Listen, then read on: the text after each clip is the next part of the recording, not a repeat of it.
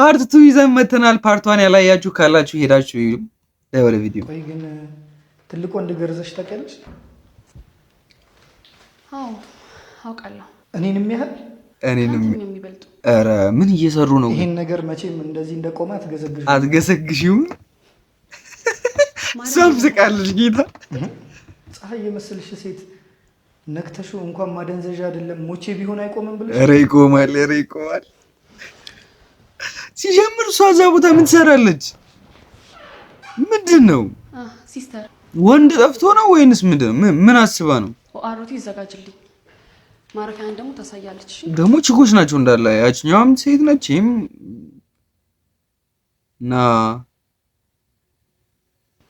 ምንድን ነው ስሞትልሽ? ይሄን ፊትሽን ጸብ ሲኖረኝ እዋስሻለሁ። እምቢ እንዳትዪ።